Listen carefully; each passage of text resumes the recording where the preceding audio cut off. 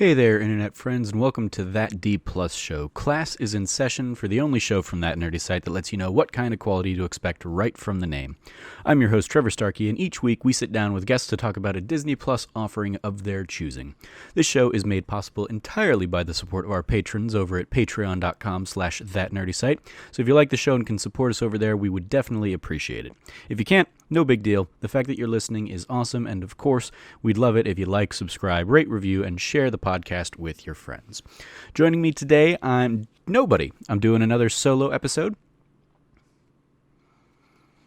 Joining me today, we have nobody. I'm doing another solo episode here in the aftermath of PAX East as we keep trying to get some PAX East content out, and I just haven't had time to kind of schedule the next batch of guest episodes coming up. So I wanted to sit down and try another kind of little experiment for the show on this one.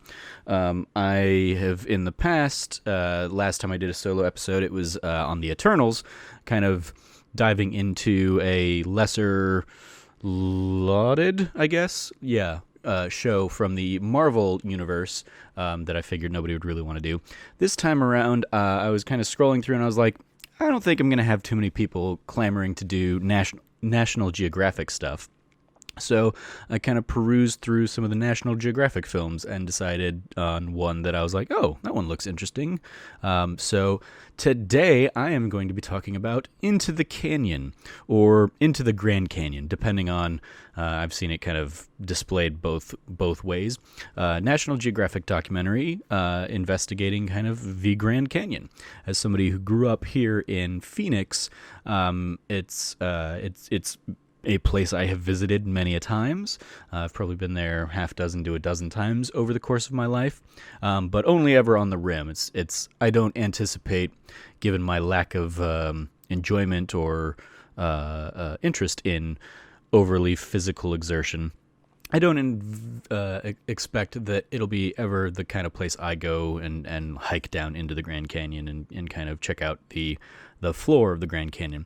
But it being effectively in my backyard here, it's definitely been a location. I love going there. I've loved, I remember reading a book maybe sometime in college probably, after a visit up there that was all about kind of all of the recorded deaths at the Grand Canyon, people falling and people dying down in the canyon and stuff. It was just a fascinating kind of, because it was given the number of people that go to that canyon and do all that kind of stuff, the death count had been surprisingly low.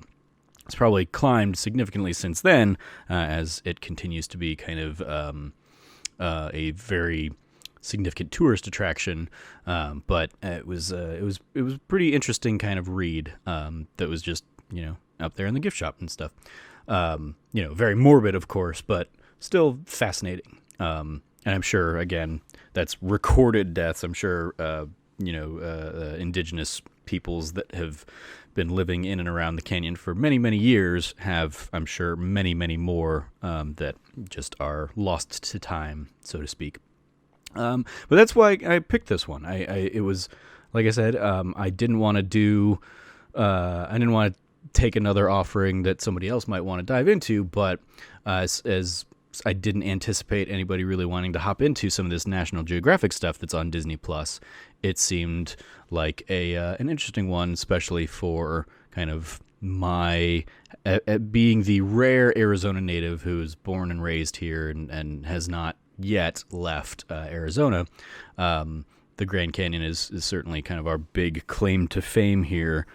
So I wanted to kind of take a look at this and see what it was about. So a little bit of history lessons. It's an abridged history lesson, as there isn't a lot of kind of the little fun facts around these things, but it was originally released on National Geographic February 21st, 2019. It has a runtime of 1 hour and 22 minutes, and I couldn't find kind of where this falls in the timeline of National Geographic films or documentaries or whatever, because there's not like a handy-dandy Wikipedia for that like there is Disney Channel original movies or just Disney movies in general. but it was still a very interesting kind of little thing. As far as the who's who of the film, it being a documentary, this is going to be a very abbreviated list, but you have kind of director and one of the main central characters of this is Peter McBride. He is a documentarian filmmaker. Had done a couple documentaries about specifically the Colorado River called Chasing Water and I Am Red. And then he's done a couple other kind of international things. I saw one that he had kind of looking at the waters of Mount Kenya and kind of the tribal influences around that, as well as mountains in Fiji. He definitely is a water interested in kind of water conservation and telling the story around that. And this is very, I would say, very much falls in line with that. I'll dive into that a little bit here to kind of tell you about the film, as I'm imagining most people have not checked it out. The other kind of central figure of the documentary is Kevin Fedarko, a writer who lives in Flagstaff and is kind of a part-time river guide of the Grand Canyon. And he wrote a book called The Emerald Mile that was kind of the subject of which was the first man in recorded history to kind of walk the length of the Grand Canyon. He also, back in the 80s, I want to say 1983, had kind of made the record or set the record for fastest trip down the Colorado River of the Grand Canyon.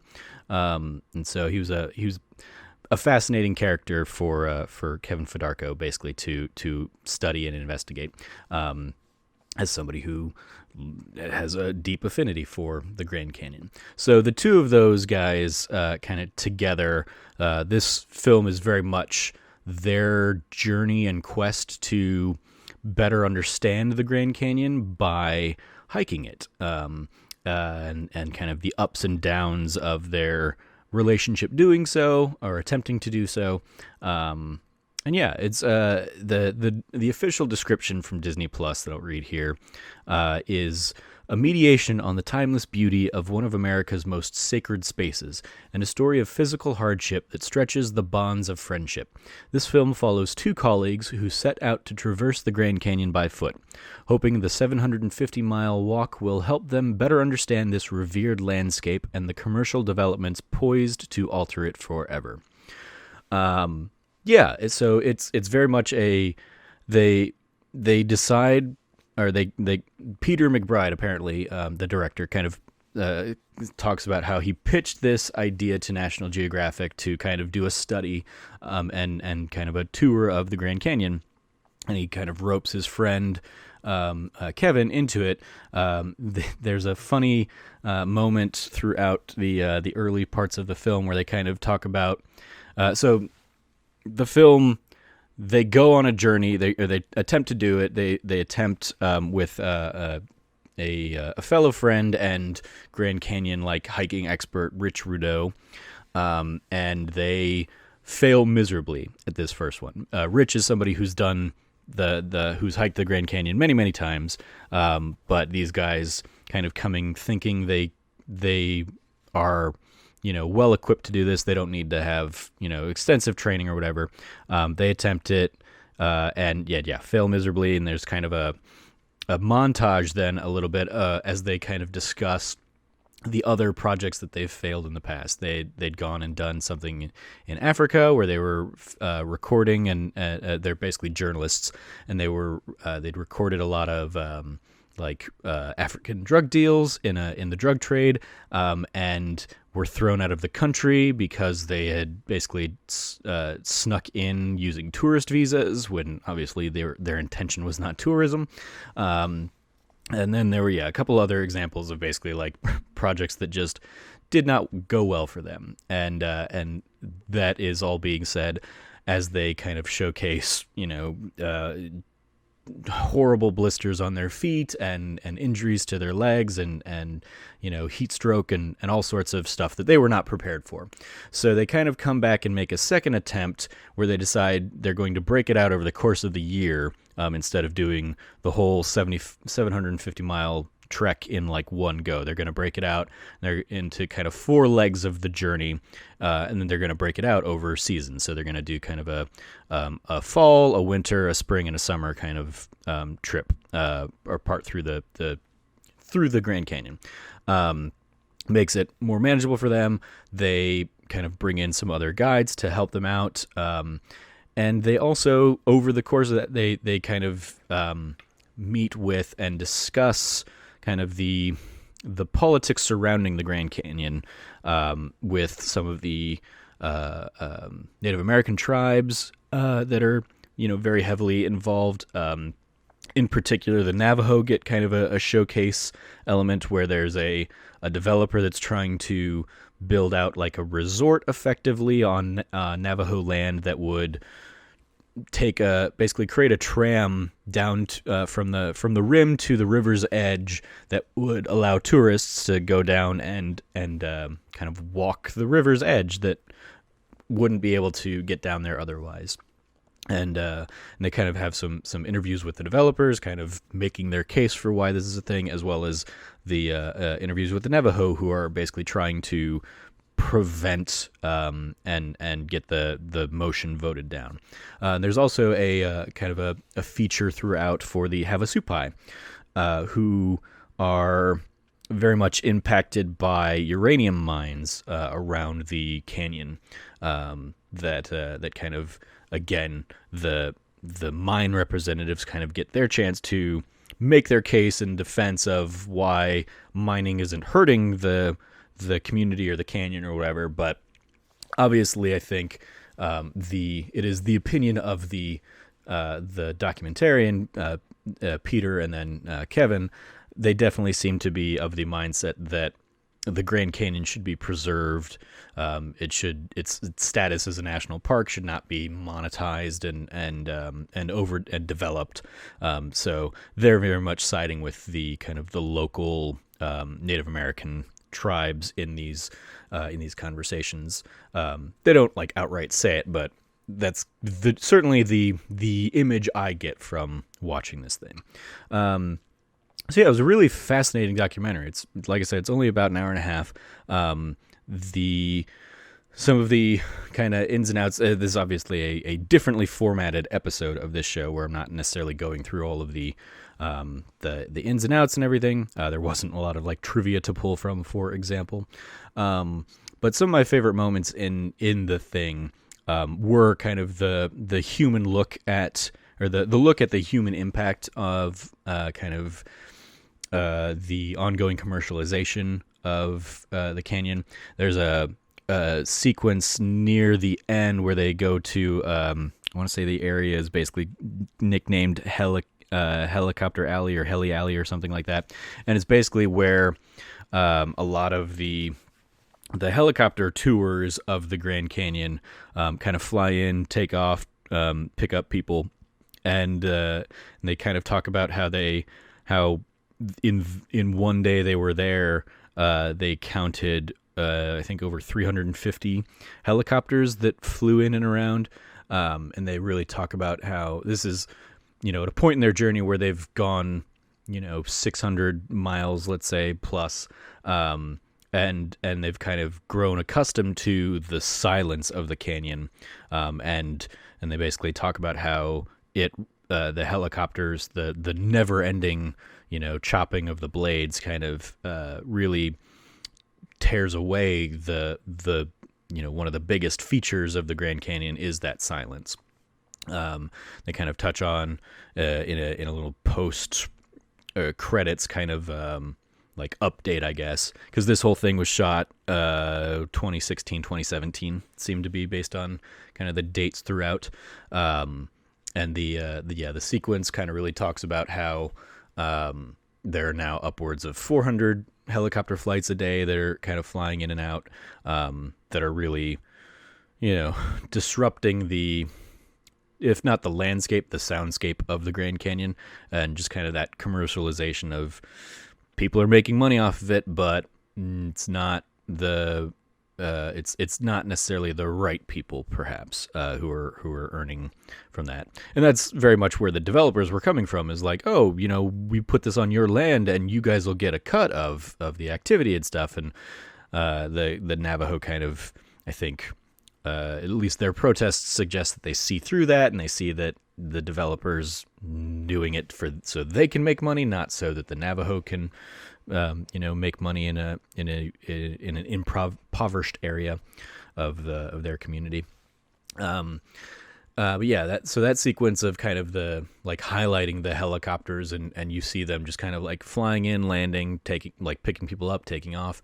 It was really jarring compared to the rest of what they'd presented, of very much, the two of them and their few guides kind of helping them out. A very sparse, very few other people in this, to see suddenly just hundreds of helicopters flying in and around and all that stuff, certainly stood out. Another a sequence that I really enjoyed was kind of looking at I guess not enjoyed necessarily, but there are a number of shots that are filmed where like it's very anxiety inducing, seeing how close to the edge they are, and somebody takes a misstep or something and rocks go falling off or whatever. And it's like they are very often at risk of significant death, and it's very sometimes unnerving seeing how they kind of approach it. In particular, is one where where Peter is basically talking to Kevin as Kevin's like climbing and maneuvering and basically saying, no, not that one, because Peter is filming the thing and can see from his perspective that the rocks, the big, rocks on this cliff are not necessarily stable. It's very much like any kind of shift could just make them fall, and and Kevin would go with them. But Kevin is being obstinate from his angle, and he's saying like, no, it's fine, it's bigger on my side, and he gets across this thing, and then he turns around and looks and sees what Peter was seeing. Is like, oh yeah, I did not see that. And it's very unnerving that they capture those kinds of moments, and that they could have so easily gone awry in all the worst ways.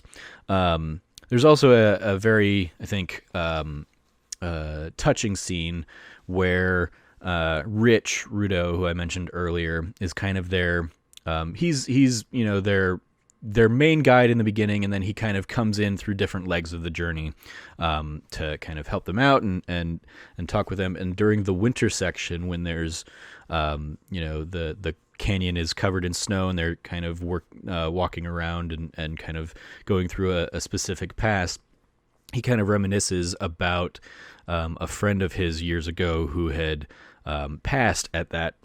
She basically slipped and fell 400 feet at that part of the journey, and they built a monument, kind of makeshift monument for her, and they it's still there, and he's very moved and brought to tears by the fact that it is standing the test of time in honor of their fallen friend.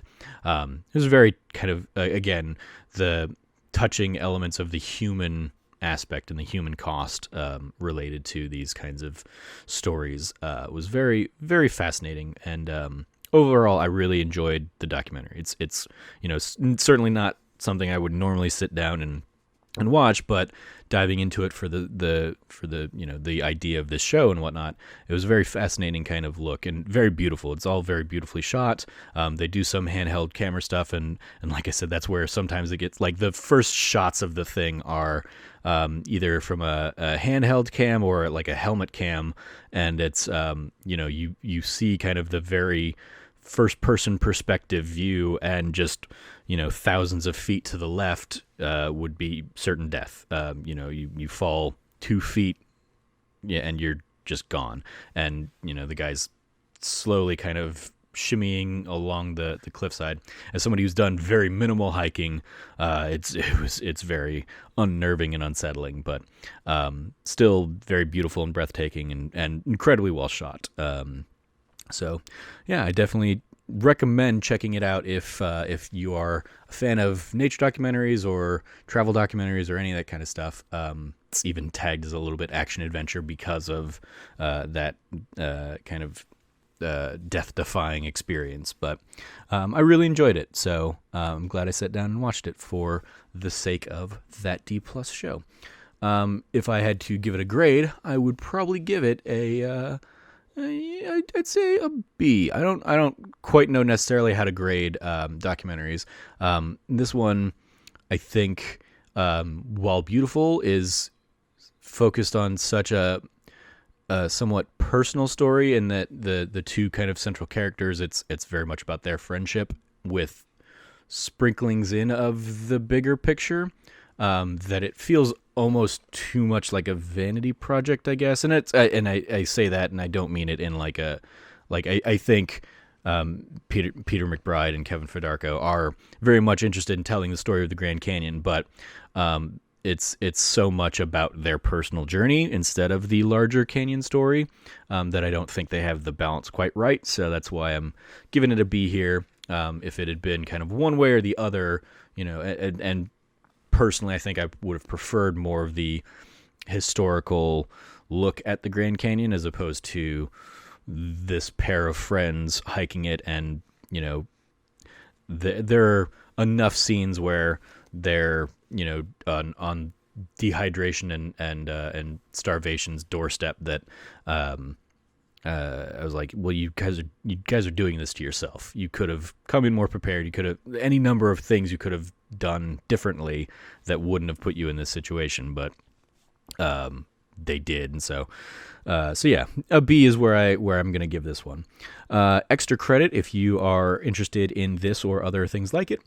You have more National Geographic documentaries throughout Disney Plus, like Wild Yellowstone, Hostile Planet, Easter Island Unsolved, Stonehenge Decoded, Secrets Revealed, Lost Treasures of the Maya, Great Migrations, Drain the Oceans, and Gordon Ramsay Uncharted.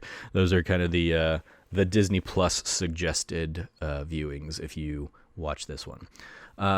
Other stuff I've been watching on Disney Plus are for extracurricular activities. I've still been watching a little bit of DuckTales here and there. I caught up yesterday on the first few episodes of the new season of Clone Wars, because I'd missed the episode that went live while we were while I was in Boston for PAX East, and then this Friday's episode I basically caught up on that. So yeah, I've been watching those.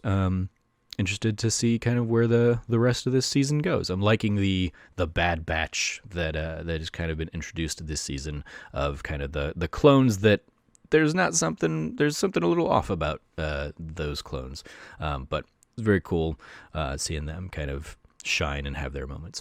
So yeah, that's gonna do it for this week's episode of that D+ show. A little bit of a short one, because again, is kind of experimenting with the format. Not only this time out with kind of the single person show, but also looking at what these National Geographic offerings are, and unfortunately they don't have a lot in the way of trivia tied to them, or some of the other little bits and details that I like to share for these things. But still, thank you for listening. Thank you for joining me as I discussed Into the Canyon, or Into the Grand Canyon. You can follow me at Trevor J. Starkey on Twitter. Keep an eye out. We're still putting out PAX East content. If you are a listener of That Nerdy Site show, we unfortunately lost our PAX East episode, where we sat around and kind of talked about all of the video games we played at PAX East. We sat around for about almost 3 hours, kind of talking about those the Sunday night of PAX. Basically, after the end of PAX, we went back to the hotel room and just kind of talked about that for a few hours.